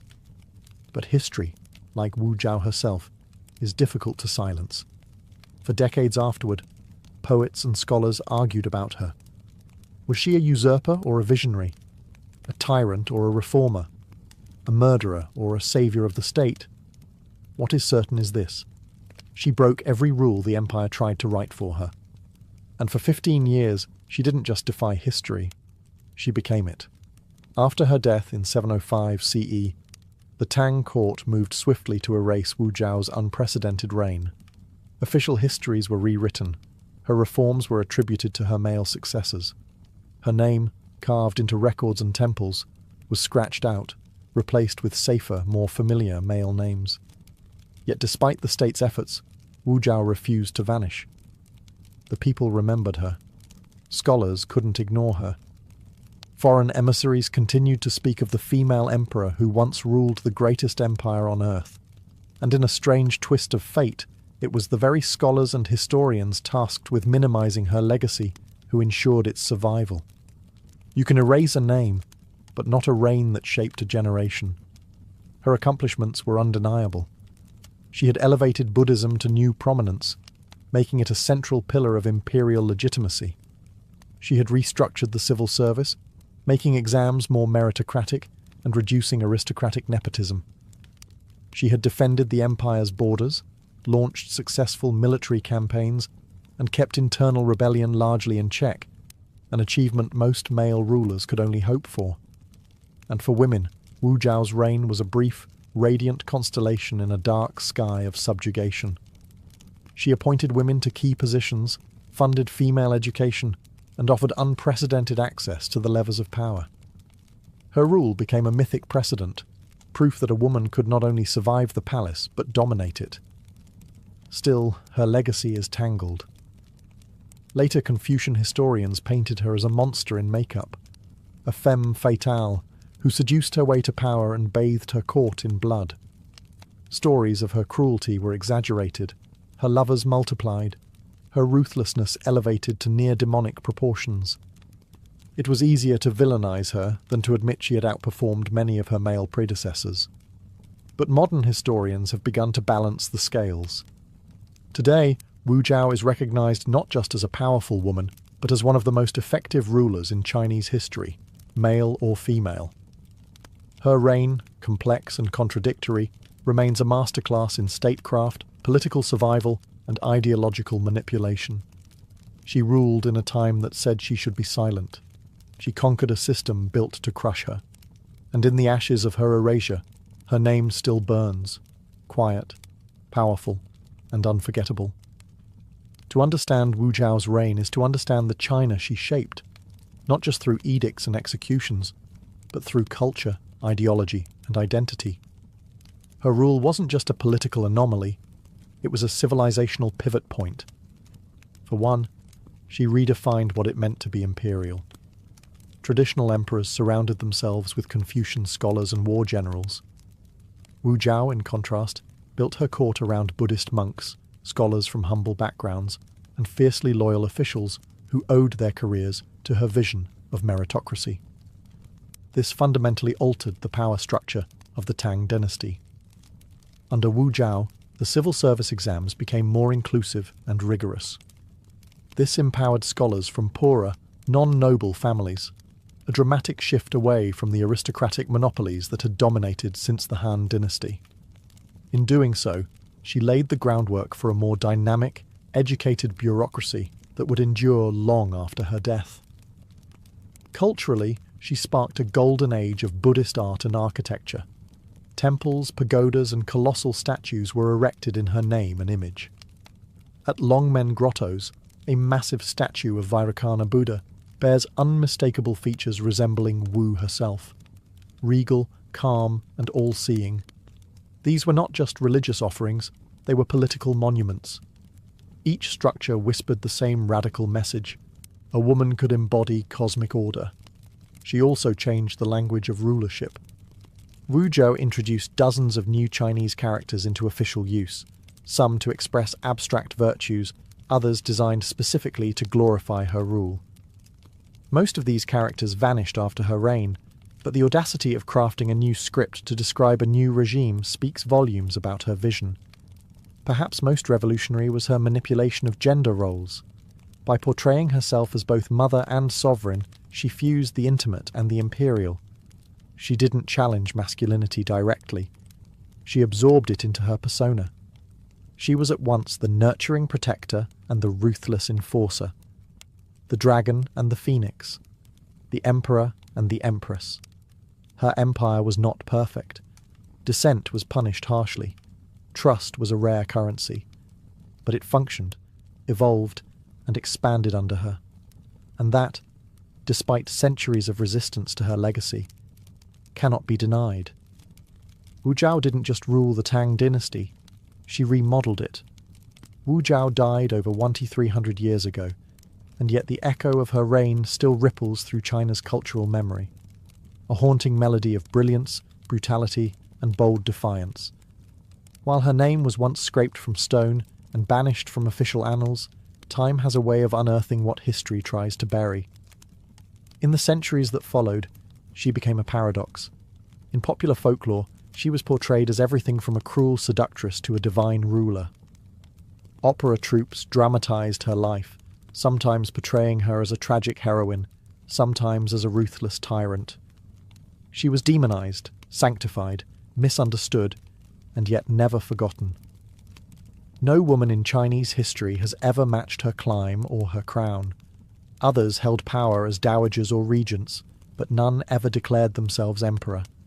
None dared to remake dynasties, rewrite language, or stand alone atop the world's most powerful throne. And the legacy of that fact, that she broke the unbreakable rule, continues to inspire debate. To some, she remains a cautionary tale. The danger of ambition unbound, of femininity in armour. But to others, especially modern historians, feminists and political thinkers, she is something else entirely.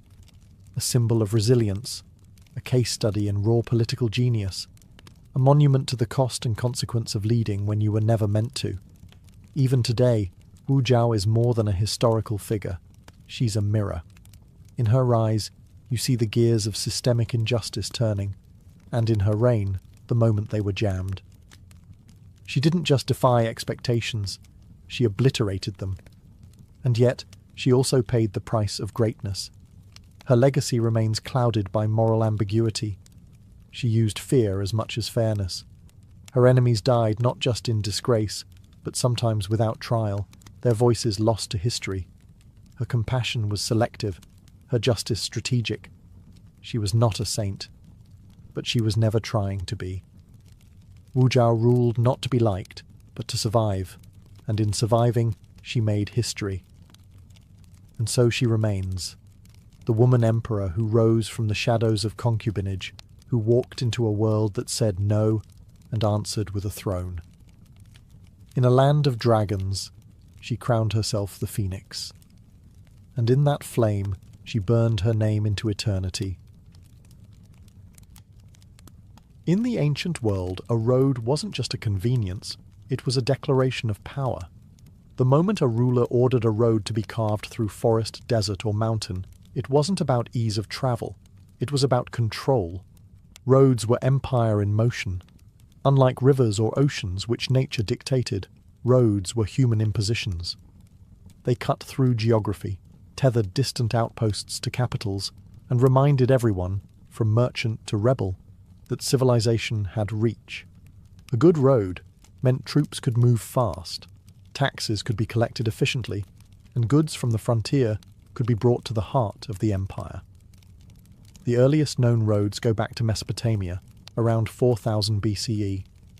These weren't paved highways, but compacted dirt paths used for carts and trade caravans. Even then, societies realized something crucial. When people move, ideas, goods, and influence move with them, and whoever builds the path controls the flow. In ancient Persia, the royal road stretched over 1,500 miles, from Sardis to Susa. It had way stations, rest areas, and royal couriers who could gallop across the empire in record time. Herodotus claimed a message could travel its full length in just 7 days. That speed wasn't just impressive, it was intimidating. It meant that the king's voice could reach every corner of the empire in days, not weeks. But it was the Romans who perfected the road as an imperial instrument. They built over 50,000 miles of stone-paved roads across Europe, North Africa, and the Middle East. Straight, durable, and astonishingly well-engineered, these roads were designed not for beauty, but for efficiency. Marching legions, grain shipments, imperial messengers, each depended on that stone beneath their feet. Roman roads often started with military purposes in mind, but their civilian impact was just as transformative. Farmers could get their goods to markets. Travellers could cross regions in safety. Cities became linked, not just by politics, but by stone and sweat.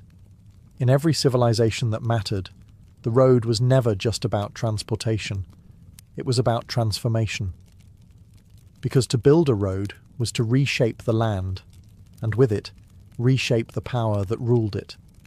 If the ancient world had an engineering superpower, it was Rome. And their greatest tool wasn't just the aqueduct or the arch, it was the road. Roman roads weren't just pathways, they were the bones of an empire. The phrase, "all roads lead to Rome," wasn't metaphorical, it was logistical.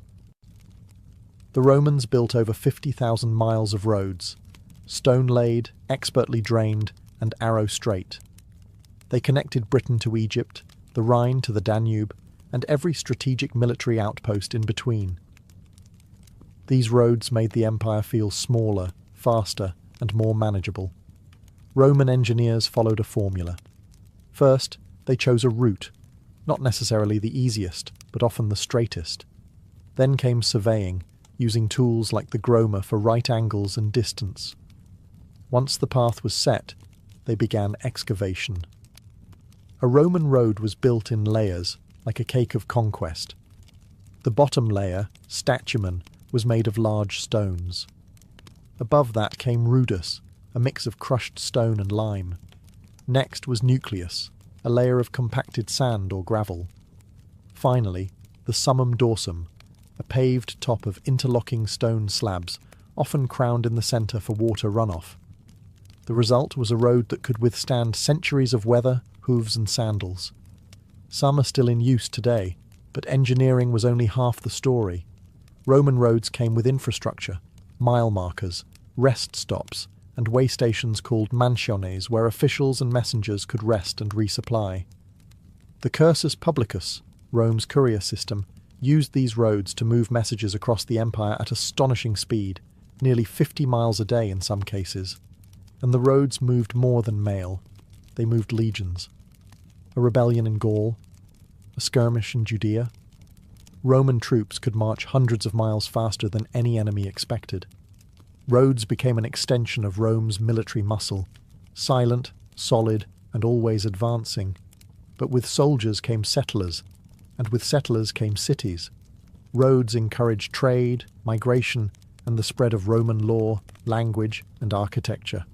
They were arteries pumping culture as well as conquest. For Rome, a road wasn't a luxury. It was a necessity, a symbol, a message carved in stone that said, "Rome is here," and wherever Rome built, the world changed beneath their feet. While Rome built roads in stone, the Inca Empire built them in the sky. Stretching over 25,000 miles, the Chapac Ñan, the great Inca road system, was a marvel of Andean engineering.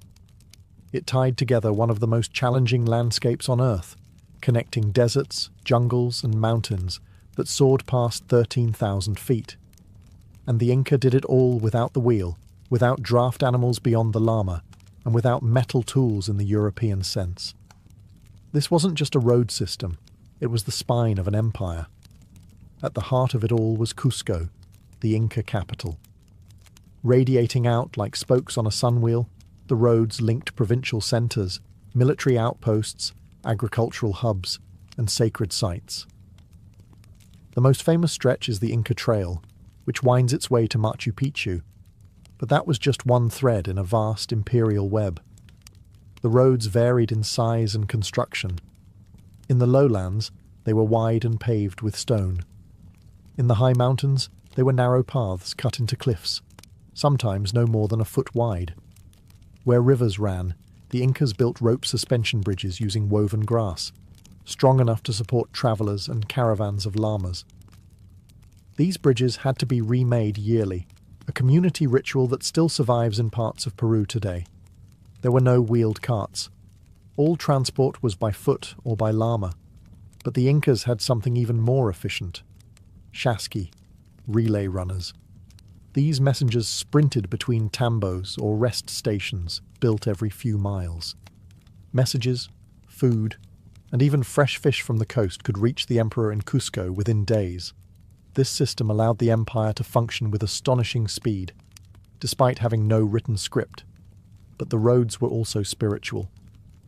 Many followed seques, sacred lines that radiated from Cusco to shrines and mountains. Travel wasn't just practical, it was symbolic. Each step reinforced imperial order and religious harmony. The Chapak Ñan wasn't a Roman-style conquest machine.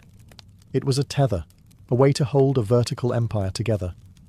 From snow-capped peaks to coastal deserts, the roads made unity possible.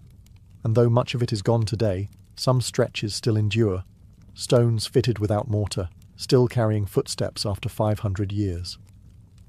The Incas didn't just conquer the Andes. They stitched it together, one path at a time. Centuries before Rome and far from the Andean peaks, another empire stitched together its vast territory with stone and strategy, the Achaemenid Persian Empire. And at its heart ran the Royal Road, a 1,500-mile engineering triumph stretching from Sardis in Lydia, modern-day Turkey, to Susa, one of the Persian capitals. Commissioned by Darius the Great in the 5th century BCE, the Royal Road wasn't just a way to move goods. It was a political artery, a demonstration of imperial sophistication, and one of the earliest true long-distance highways in recorded history. The Persians didn't invent roads, but they standardized them, militarized them, and made them the foundation of bureaucracy. Their engineers scouted routes that balanced terrain with directness, avoiding swamps and scaling mountains when necessary. The result was a surprisingly smooth and fast connection across a continent-spanning empire.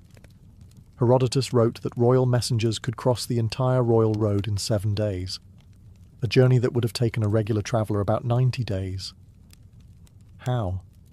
The system of relay stations. Every 15-18 miles there were posting stations with fresh horses and supplies. Couriers would switch horses and continue riding at top speed, a system that prefigured the Pony Express by over 2,000 years.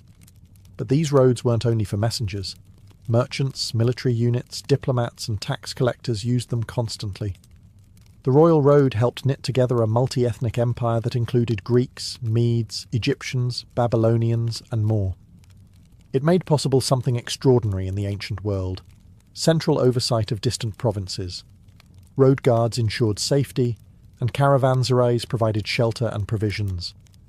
The entire system relied on maintenance and order, two things the Persian bureaucracy excelled at. Road crews were deployed to fix damage, and tolls were sometimes collected at river crossings or mountain passes. The Persians also pioneered road markers and milestones, tools for measuring distance and ensuring consistency across regions. These practices would echo later in Rome and Byzantium.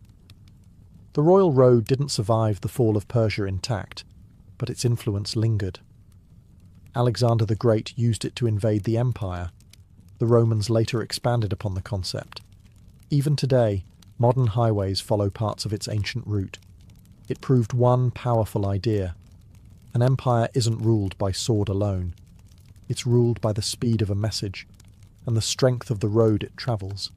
While the Romans were laying stone in Europe and the Incas were carving trails through the Andes, another empire was quietly building a road network that would shape the world in a different way: Han Dynasty China. Their roads didn't just connect cities, they stitched together a civilization and fueled the rise of one of the most legendary trade systems in human history: the Silk Road.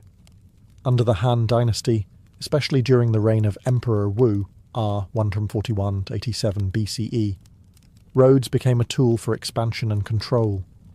The government poured resources into constructing and maintaining long-distance routes that extended from the imperial capital of Chang'an into Central Asia.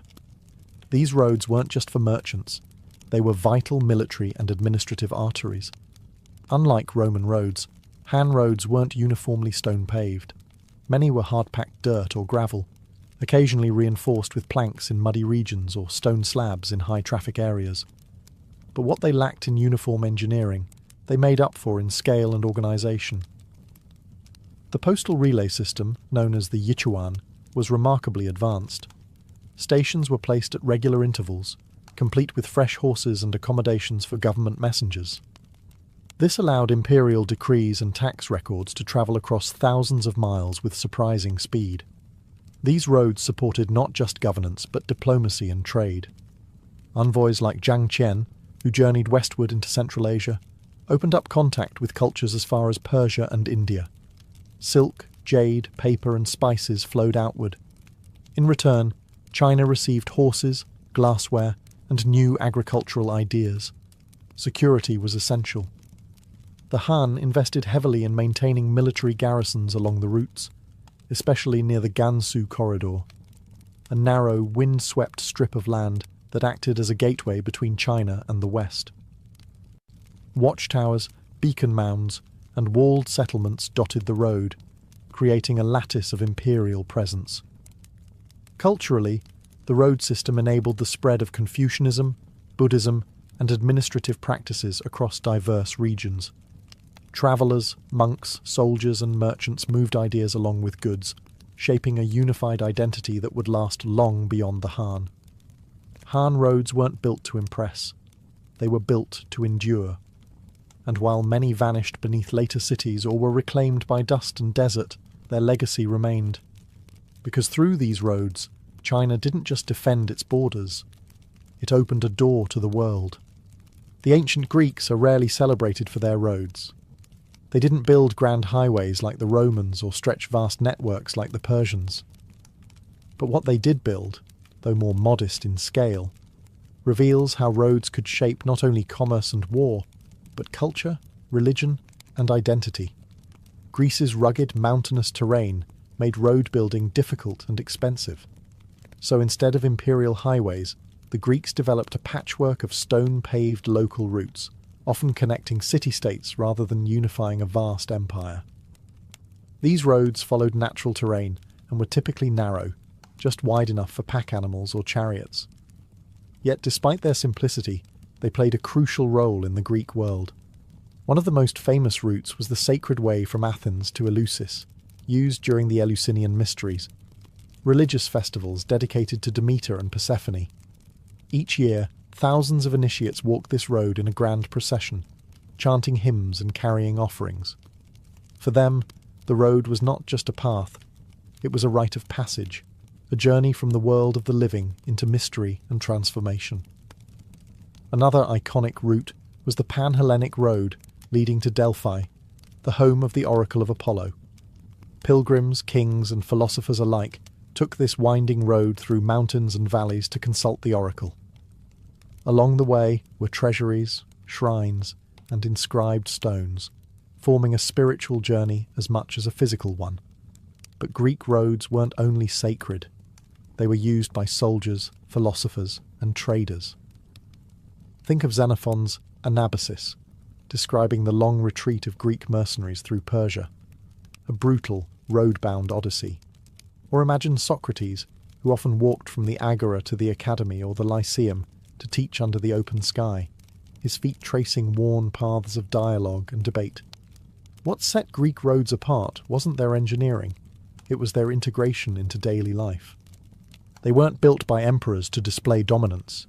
They emerged organically, shaped by marketplaces, sanctuaries, and social rituals. And through them, ideas travelled just as fast as soldiers or carts. Philosophy, theatre, democracy, even Olympic athletes. They all moved on dusty, narrow roads that wound through olive groves and city gates. Simple as they were, Greek roads carried the weight of a civilization that changed the world, not by force, but by thought. In ancient India, roads weren't just channels of commerce, they were arteries of spiritual life, imperial governance, and cultural exchange. From the Mauryan Empire in the 3rd century BCE to later Gupta rule, Indian civilizations developed a remarkably organized road network that connected fertile river valleys, coastal ports, trade towns, and holy cities. The most transformative period for ancient Indian roads came under Emperor Ashoka, the Buddhist monarch who ruled most of the subcontinent around 268–232 BCE. After renouncing violence following the bloody Kalinga War, Ashoka turned to public welfare, and roads became a central feature of that transformation. Ashoka ordered the construction and expansion of roads across his empire. These weren't just dirt paths. They were deliberately engineered routes, often lined with trees for shade, wells for water, and rest houses for travellers. He placed inscribed stone pillars along the roads, not to mark distances but to declare edicts, urging compassion, truthfulness, and religious tolerance. It was governance by visibility. The most famous of these roads ran from Pataliputra, modern-day Patna, to the northwest frontier, connecting the Ganges Plain to present-day Pakistan and Afghanistan. This stretch later became part of the northern trade route that would evolve into the Silk Road, linking India to China, Persia, and the Greco-Roman world. Indian roads carried more than goods, they carried faiths and philosophies. Buddhist monks walked these roads to spread their teachings. Hindu pilgrims used them to journey between sacred rivers and temples. Even Jain sages took to these routes in quiet contemplation. The roads became bridges between ideas. Trade flourished. From the eastern coast, goods like spices, textiles, ivory and gems travelled inland and outward, reaching Roman ports and Central Asian markets. Roads linked urban centres like Taxila, Ujjain and Varanasi, each a hub of commerce and scholarship. Though many Indian roads were not paved like Roman ones, they were maintained seasonally, especially before monsoon rains. Engineers used gravel, wood planks and packed earth, often elevated slightly to prevent flooding. What made India's ancient road system unique wasn't brute force, it was plurality. Roads served kings, farmers, saints and scholars alike. They didn't just connect empires, they connected world views. And in that blend of purpose, part political, part spiritual, part economic, India paved not just roads, but pathways to influence that would stretch far beyond its borders. Ancient roads weren't just flat paths stretching across the land. They were feats of engineering that overcame rivers, ravines, and rugged terrain. To build effective roads, civilizations had to master the art of bridge building, drainage, and durable construction. The Romans were pioneers in bridge engineering. Their roads often crossed vast rivers using stone arch bridges, structures that could support heavy loads and endure centuries. The Ponte Milvio in Rome and the Alcantara Bridge in Spain are prime examples. The Roman arch used keystones and carefully cut stones, distributing weight perfectly. Their bridges weren't just practical, they were symbols of imperial power, inviting awe and respect. But the Romans weren't alone. The Incas, faced with wild rivers cutting through Andean gorges, built rope suspension bridges crafted from woven grasses and vines. These bridges were lightweight, but incredibly strong, rebuilt annually by local communities in rituals still practiced today. Crossing these bridges was not just a physical challenge, but a cultural one, binding communities to the land and to each other. In ancient China, engineers developed beam bridges and pontoon bridges. The famous Jiaozhou Bridge, built during the Sui dynasty, completed in 605 CE, is the world's oldest open spandrel stone segmental arch bridge. It combined aesthetic grace with remarkable engineering, allowing heavy traffic to cross the Jing River for centuries. Drainage was equally critical. Roman roads were crowned in the centre to shed rainwater quickly, with ditches on either side. In the wet and monsoon-prone lands of India and Southeast Asia, roads were often elevated on causeways or filled with gravel layers to prevent washouts. Some empires even built roads with multiple layers of materials, compacted soil, stones, gravel, and paving slabs, to ensure durability. Beyond bridges and drainage, the creation of way stations and mile markers along ancient roads provided travellers with rest, supplies, and orientation. early versions of highway rest stops.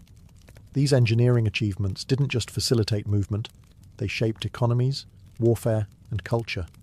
A bridge could mean the difference between an army crossing into enemy lands or being stopped cold. A well-maintained road could mean the survival of a city through trade and communication. Ultimately, the engineering behind ancient roads was an expression of human ingenuity, a testament to how societies adapted to and reshaped their environments to move people, goods, and ideas across vast landscapes. Throughout history, ancient roads were more than mere pathways. They were the lifelines that allowed empires to thrive, expand, and endure. Roads connected distant cities and remote villages, enabling trade, communication, and cultural exchange that defined civilizations. Empires understood that without efficient roads, armies could not move quickly, governors could not enforce law, and merchants could not prosper. Roads shaped economic hubs, encouraged urban growth, and even influenced the spread of religions and philosophies. The Silk Road, the Roman Via Appia, the Incan Capacñan, all carried more than just goods. They carried ideas and identities. The maintenance of these roads required vast bureaucracies and dedicated labour forces, reflecting the organisational prowess of empires like Rome, Persia, China, and the Incas. Roads became a measure of an empire's reach and stability. When roads were kept in good repair, empires flourished. When neglected, regions drifted into isolation, rebellion, or decline. But roads also symbolise human ambition, the desire to connect, control, and communicate across vast spaces. They show how early engineers and leaders understood geography not just as a barrier, but as a canvas to reshape. Today, many ancient roads lie beneath modern highways, while others remain as archaeological treasures. They remind us that the infrastructure we often take for granted was once a monumental achievement, paved with sweat, stone, wood, and ingenuity. The legacy of ancient roads is alive in every journey we take, every letter sent, and every trade route that links our globalized world. They are the silent architects of empire, culture, and civilization. In essence, the story of ancient roads is the story of humanity itself, ever on the move, building bridges, both literal and metaphorical, across time and space.